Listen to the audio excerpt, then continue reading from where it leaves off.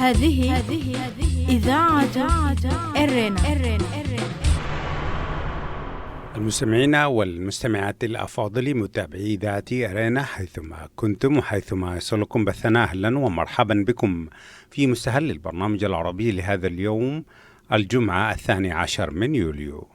كما عودناكم مستمعي ومستمعات الأفاضل نستهل برنامجنا معكم بنشرتنا للأخبار، وضمن برنامجنا نافذة ثقافية الأسبوعي لهذا اليوم يقدم لكم الزميل أحمد الشريف قراءة في كتاب المناضل الشهيد الأب أحمد شيخ فرس. قبل ذلك مستمعي ومستمعات الأفاضل أقدم لكم نشرة للأخبار فيما يلي أبرز عناوينها. السلطات تلغي مقررات العلوم السياسية في كلية عد قيح. المجلس الوطني الإريتري يحذر من تدخل النظام الإريتري في الشأن السوداني. استقالة سفير بريطانيا لدى الولايات المتحدة الأمريكية. المستمعين والمستمعات الأفاضل، كانت هذه عناوين النشرة وإليكم تفاصيلها من إذاعة أرينا. هذه إذاعة إرنا. تفيد مصادر إذاعة أرينا بأن السلطات ألغت مادة العلوم السياسية والعلاقات الدولية من المقررات الدراسية في كلية عد قيح للعلوم الإنسانية. وأكدت المصادر بأن طلاب السنة الرابعة فقط يسمح لهم بإكمال المادة التي بدأوا دراستها في الأعوام السابقة، بينما طلاب السنة الدراسية الجديدة والتي تبدأ في سبتمبر المقبل لن يستطيعوا دراسة المقرر رقم 101 المعروف باسم المدخل إلى العلوم السياسية والعلاقات الدولية، نسبة لعدم وجوده في الجدول الدراسي لمواد العام الدراسي المقبل. ولم تذكر المصادر الأسباب التي دفعت مجلس التعليم الأعلى من إلقاء هذه المقررات الحيوية، ولكنها ربطت ذلك مع رفع الوعي في أوساط الشباب، خاصة مع التطورات التي يشهدها كل من السودان والجزائر، ونجاح الشباب في تغيير الأنظمة السياسية، والخوف من تأثيرات حراك كفاية على الشباب الإريتري في الداخل. حذر المجلس الوطني للتغيير الديمقراطي الإريتري مختلف القوى السياسية السودانية من مغبة تدخل النظام الإريتري في الشأن الداخلي للسودان، حيث أكد المجلس أن النظام الإريتري سوف يسعى إلى تأجيج الصراعات بين الأطراف السودانية المختلفة. جاء ذلك في البيان الذي أصدره المكتب التنفيذي للمجلس الوطني للتغيير الديمقراطي في 6 من الشهر الجاري، والذي أيد فيه الاتفاق الذي تم التوصل إليه مؤخرا بين قوى الحرية والتغيير والمجلس العسكري، مؤكدا ثقته في أن الشعب السوداني سيتمكن من تخطي الصعاب والوصول إلى حلول تؤمن سلامة ووحدة السودان أرضا وشعبا. قدم السفير كيم داروش سفير بريطانيا لدى الولايات المتحدة الأمريكية استقالته من منصبه على خلفية تسريبات من بريده الإلكتروني يصف فيها الإدارة الأمريكية بأنها عاجزة. وعلق الرئيس الأمريكي دونالد ترامب واصفا السفير داروش بأنه رجل غبي.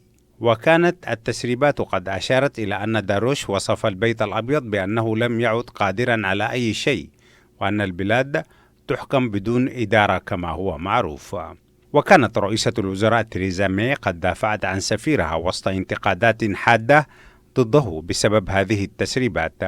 وقال السفير داروش بأنه لم يعد من الممكن ممارسة عمله بشكل طبيعي، ولذلك قدم استقالته. المستمعين والمستمعات الأفاضل، استمعتم إلى نشرة للأخبار وفيما يلي تذكير بأبرز عناوينها. السلطات تلقي مقررات العلوم السياسية في كلية عد قيح. المجلس الوطني للتغيير الديمقراطي يحذر من تدخل النظام الإريتري في الشأن السوداني. وأخيرا استقالة سفير بريطانيا لدى الولايات المتحدة الأمريكية. المستمعين والمستمعات الأفاضل، كانت هذه نشرة الأخبار قدمناها لكم من إذاعة أرينا. متابعة طيبة أتمنى لكم مع ما تبقى من فقرات برنامجنا. إذاعة إرينا، صوت مستقل لإريتريا. مرحبا بكم سادتي إلى حلقة في برنامج نافذة. هذه المرة نطل على ملاحم بطولية من الآباء الذين أبلوا في رحاب الوطن بلاء نضاليا خالدا ورحلوا شامخين كالطود. إنها قصة نضال ومأساة استشهاد. القبطان البحار الشهيد المناضل أحمد شيخ إبراهيم فرس. فأهلا ومرحبا بكم سادتي إلى هذه الحلقة. هذه إذاعة إرنا. المستمعون الأعزاء، بدأ الشهيد المناضل أحمد فرس كفاحه الوطني في العام 1959 ضد الاحتلال الإثيوبي. سجن أكثر من مرة. صدر حكم الإعدام بحقه مع مجموعة من المناضلين والسجناء السياسيين بعد أن نجح في تجاوز مخاطر وأهوال وامتحانات عسيرة في أكثر من بلد بما فيها إريتريا وطنه. وبينما هو في السجن المؤبد الذي صدر بحقه من قبل المستعمر الإثيوبي، إذا بخطة تحرير السجناء السياسيين والمناضلين من فك الاحتلال تكلل بالنجاح، والتي كان الشهيد فرس أحد أبطالها والمشرفين على تنفيذها من داخل سجن الاحتلال ليلتحق بصفوف الثورة قوات التحرير الشعبية منضما إلى صفوفها مقاتلا. وفي 24 من مايو 91 بعد أن تم طرد الاستعمار الإثيوبي من كل ربوع إريتريا، ولكن في ظل الحكومة الحالية المنسوبة إلى إريتريا، يتم اعتقال الشهيد فرس من جديد، ذلك تحديدا في 5 من فبراير 2007 لأسباب مجهولة، لكن البعض يرجح أنها جاءت على خلفية قيام النظام بسجن عدد من العاملين ومسؤولي أوقاف مدينتي جندع ومصوعة. عندما بادر الشهيد فرس للاستفسار عن أخبار المعتقلين باعتباره أحد أعيان مدينة مصوع، كانت النتيجة أن قام النظام كعادته بسجنه هو الآخر رغم معاناته من عدة أمراض. واختفى الشهيد الشيخ فرس عن الأنظار حتى تأكد خبر استشهاده في سجون النظام الظالم، وتحديدا في 27 من أكتوبر من العام 2010. إذاعة إرينا، صوت مستقل لإريتريا. رحم الله الشهيد المناضل فرس. تقديرا وتعظيما لدور الشهيد المناضل أحمد فرس، إذاعة إرنا الدولية تتشرف أن تقدم بعضا مما خطه الشهيد فرس في كتابه تحت عنوان نضالي مع الثورة الإريترية. يقول في مذكراته: ربما يظن البعض أني أكتب هذه السيرة الذاتية لغرض الكتابة، ولكن الهدف منها لكي أوضح بعض ما خفي من نضال الرعيل الأول لثوار الشعب الإريتري، ولكي يكون الجيل الجديد على علم تام بأنه لولا تضحيات المناضلين القدماء ما كانوا وصلوا إلى هذه المرحلة. والذي دفعني للكتابة هو النسيان الذي انتاب الشعب الإريتري للرعيل الأول وطمس ما قاموا به حين تأسست الثورة، خاصة أن تلك الفترة الحرجة من مرحلة النضال كانت هي الأصعب، ذلك للمخاطر التي كانت تتضمنها لعدم وعي الشعب وتخوفه من كلمة ثورة. والذي حز في قلبي الآن أنه حتى الطبقة الواعية لا تأتي على ذكرهم، ولهذا السبب قررت أن أكتب سيرة حياتي الذاتية وما تضمنته من بعض المشاكل التي واجهتنا في بداية الثورة. وأردت أن يكون ما أكتبه عن الأحداث التي عايشتها وشاهدتها وحتى أسماء المناضلين فضلت أن تكون ممن تعاملت معهم، حتى يكون ما أكتبه حقيقة لا غبار عليها، لأنها أمانة سيحاسبني الله عليها.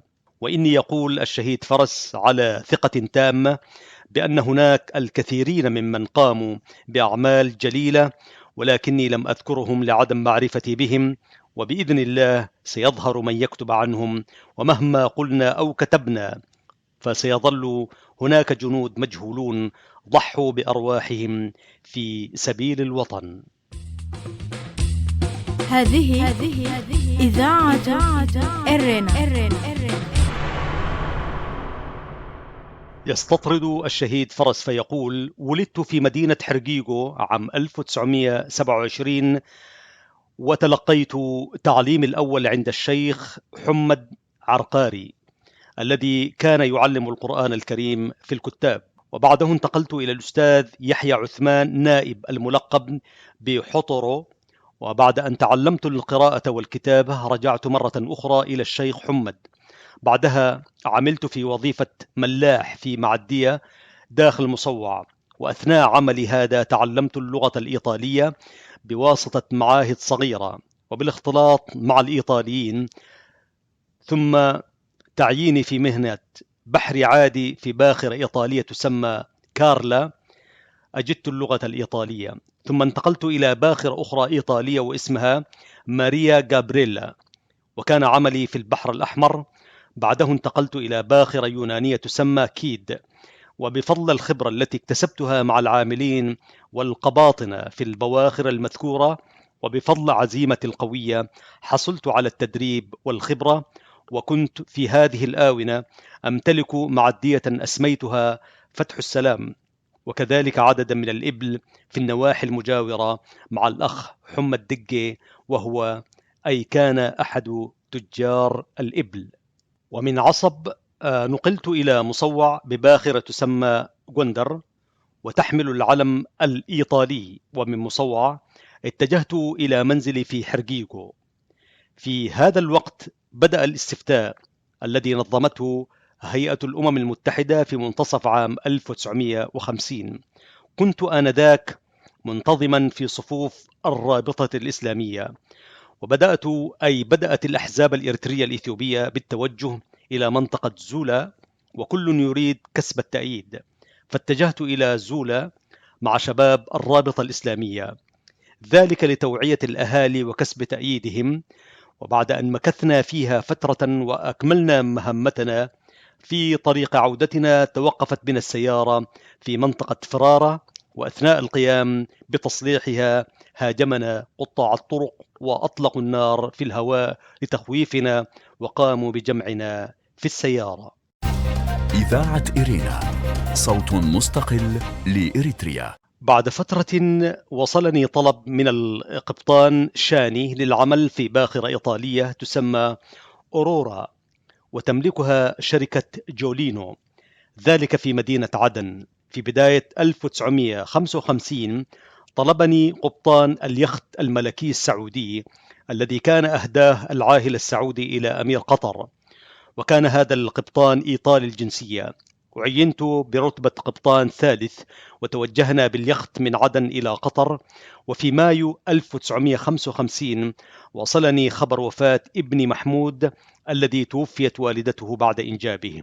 بعد فترة تم فصل جميع العمال وإرسال كل شخص إلى وطنه، واتجهت إلى مصوع.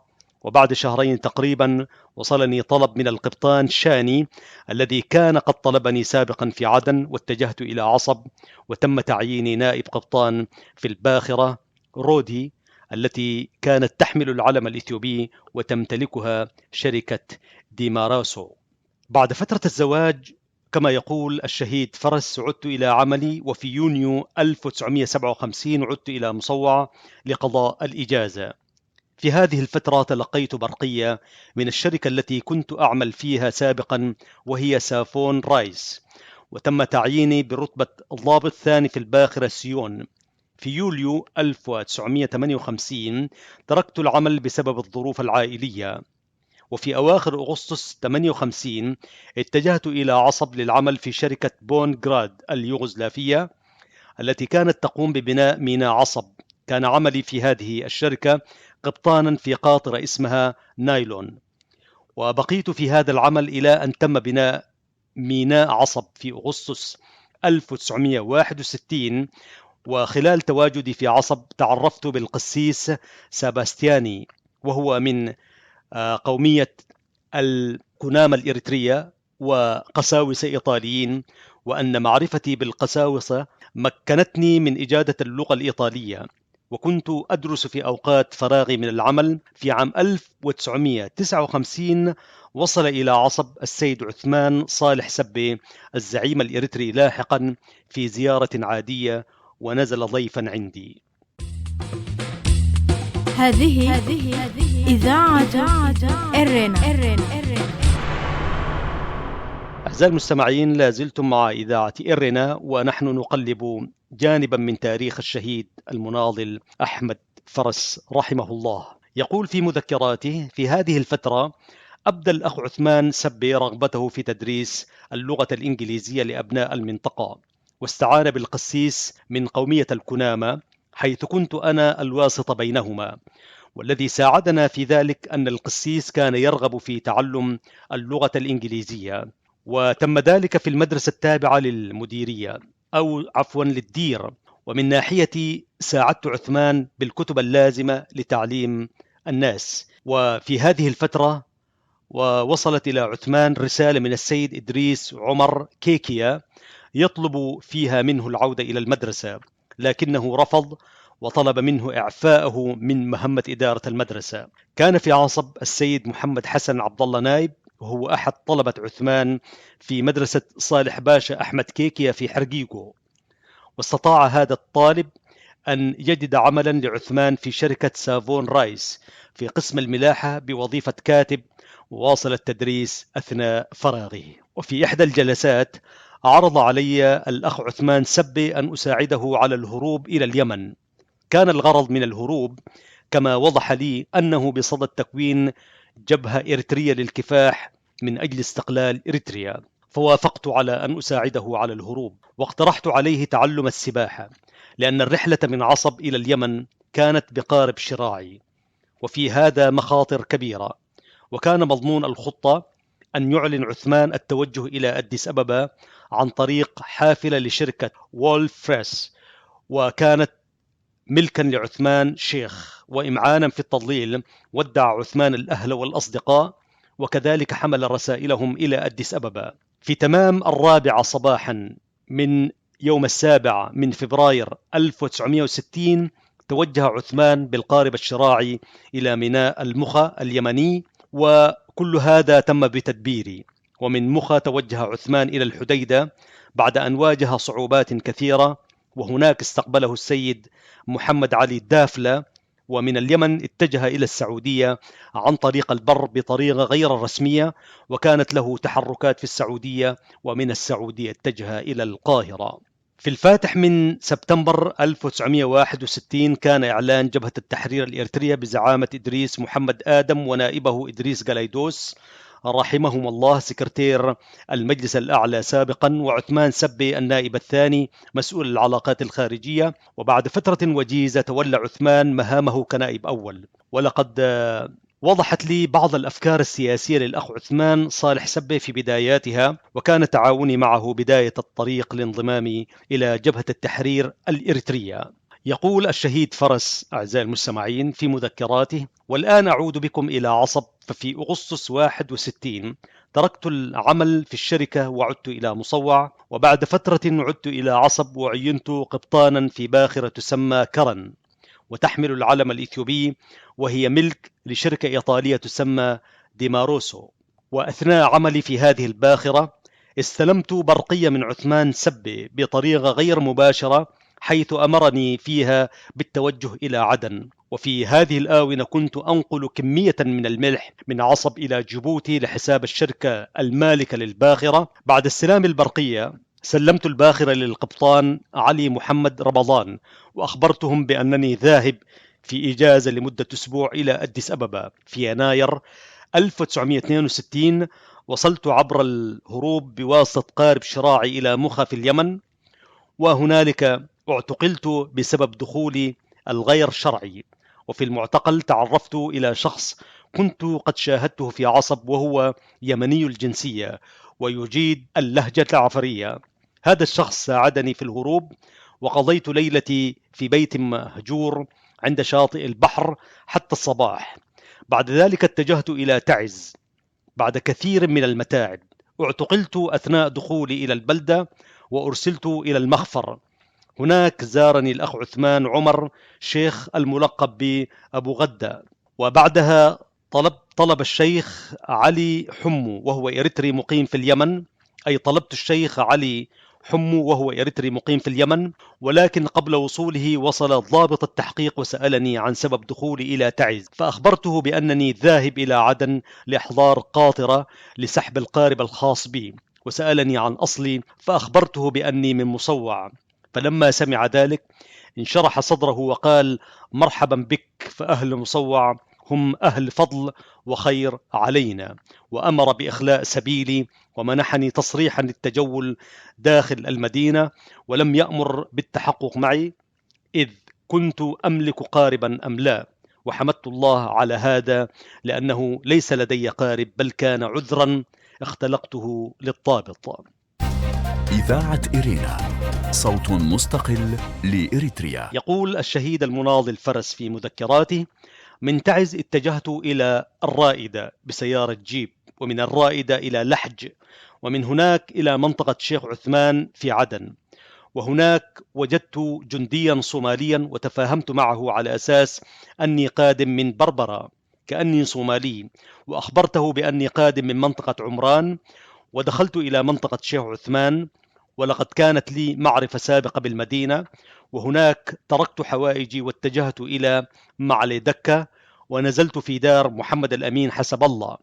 هناك وجدت السيد حاجي صالح دافلة، وطلبت منه أن يحضر لي حوائجي من شيخ عثمان، وفي عدن لم يعلم أحد سبب حضوري، وأخبرتهم بأني أتيت لكي أشتري قاربا، وكان لي في ذلك الوقت اتصال بالبرق مع الصومال أو مع الصول جعفر المقيم في كسلة بالسودان بواسطة محمود العجلاتي، لأن الصول كان له اتصال بإدريس محمد آدم وعثمان سبي.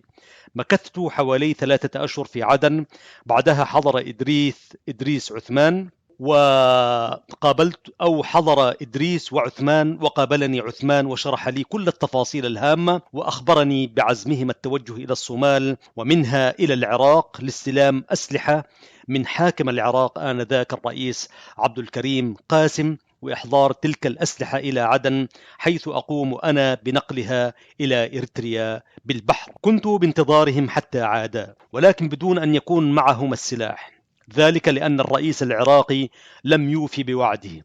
في هذا الوقت كانت مع عثمان رسالة من المناضل حامد إدريس عواتي يطلب فيها المدد الفوري، وكان عثمان قد وعدهم بذلك بناء على وعد الرئيس العراقي، وطلب مني عثمان إيجاد حل بصفتي لدي معارف في عدن، وكذلك كان يعلم بأن لدي حسابا في البنك الهندي في عدن، فطلب مني شراء السلاح من مالي الخاص حتى لا يتعرض لإحراج القيادة العسكرية. اتفقت مع عثمان على شراء السلاح مناصفة، أدفع أنا جزء ويتحمل هو الجزء الباقي، والجزء الذي كان يجب أن يدفعه عثمان دفعه صديقي محمد حسين بعبود، وكان ذلك على كفالتي على أن يسدد له عثمان فيما بعد. وبعد الاتفاق كما يقول الشهيد أحمد فرس، بعد الاتفاق اتجهنا ليلا إلى محمية دار سعد، كان معي إدريس محمد آدم وعثمان سبي والوسيط، وبعدها قمنا بفحص الأسلحة، وبعد التأكد من صلاحيتها اشترينا 5 بنادق من طراز أبو 10 ماركة 4 و5000 رصاصة. وأبدى إدريس محمد آدم رغبته في نقل السلاح لأنه كان يملك جواز سفر دبلوماسي، فحمل السلاح في حقيبته الدبلوماسية، وبقي معي عثمان وطلب أن لا يسافر خالي اليدين، فاشتريت من جيبي الخاص 7 مسدسات، ومع كل مسدس 42 رصاصة. سافر عثمان سبي وهو محرم إلى السعودية بنية الحج ومعه السلاح، واتفقنا على أن نتجه إلى عصب إذا لم يصلني منهم أي رد. انتظرت حوالي 5 أشهر في بيت الأخ محمد الأمين حسب الله، والذي لم يكن يعلم بنشاطي آنذاك، وبعد فترة الانتظار اتجهت إلى عصب على ظهر الباخرة جابرييلا بصفتي بحارا، وعندما وصلت تم اعتقالي بحجة أني سافرت إلى إثيوبيا وعدت إليها من عدن، فأخبرتهم بأني اتجهت من أديس إلى أسمرة ومنها إلى مصوع، ومن هناك ذهبت إلى جزيرة مدوت التي تبعد 17 ميل عن ميناء مصوع، وهناك وجدت سفينة قادمة من بور سودان، وطلب مني صاحب السفينة أن أكون دليلهم إلى عدن مقابل مبلغ وقدره $200، فوافقت، والآن أعود إلى عصب لاستئناف عملي. هذه إذاعة إرنا. أيها الإخوة المستمعون، قدمنا لكم سادتي في حلقة من برنامج نافذة مذكرات أو جانبا من مذكرات الشهيد أحمد فرس الذي استشهد في سجون نظام أسمرة عام 2010 بعد أن تم اعتقاله 2007 لأسباب مجهولة كما ذكرنا في المقدمة. ولكن سادة المستمعين، يظل الشهيد أحمد فرس كغيره من الأبطال الذين رووا بدمائهم الطاهرة هذا التراب شعلة وذاكرة حية في قلوبنا. سيداتي سادتي، رحم الله الشهداء جميعا، وحتى نلتقيكم سادتي في حلقة قادمة، تقبلوا تحياتنا جميعا. السلام عليكم ورحمة الله تعالى وبركاته. إذاعة إرينا، صوت مستقل لإريتريا. المستمعات والمستمعين الأفاضل، أهلا وسهلا بكم مجددا، وفيما يلي أقدم لكم موجزا لأهم ما ورد في صدر نشرتنا الإخبارية لهذا اليوم. السلطات تلقي مقررات العلوم السياسية في كلية عد قيح. تفيد مصادر إذاعة إرينا بأن السلطات ألغت مادة العلوم السياسية والعلاقات الدولية من المقررات الدراسية في كلية عد قيح للعلوم الإنسانية. المجلس الوطني للتغيير الديمقراطي يحذر من تدخل النظام الإريتري في الشأن السوداني. حذر المجلس الوطني للتغيير الديمقراطي الإريتري مختلف القوى السودانية من مغبة تدخل النظام الإريتري في الشأن السوداني، حيث أكد المجلس أن النظام الإريتري سوف يسعى إلى تأجيج الصراعات بين الأطراف السودانية المختلفة. أخيرا، استقالة سفير بريطانيا لدى الولايات المتحدة. قدم السير كيم داروش سفير بريطانيا لدى الولايات المتحدة استقالته من منصبه على خلفية تسريبات من بريده الإلكتروني يصف فيها الإدارة الأمريكية بأنها عاجزة. وعلق الرئيس الأمريكي دونالد ترامب واصفا السفير البريطاني بأنه رجل غبي. المستمعين والمستمعات الأفاضل، سمعتم فيما مضى إلى موجز لأهم ما ورد في صدر نشرتنا الإخبارية لهذا اليوم. وقبل الختام أذكركم دوما بأنكم يمكنكم المساهمة معنا والتواصل معنا على البريد الإلكتروني arabicerena@gmail.com. وحتى الملتقى في حلقة جديدة من برنامج نافذة ثقافية والبرامج الأخرى لإذاعة إرينا. لكم من محدثكم فتحي عثمان، ومن زميلي أحمد الشريف، ومن زملائي في الإذاعة أطيب التحايا، ودمتم في رعاية الله وحفظه. هذه إذاعة إرينا.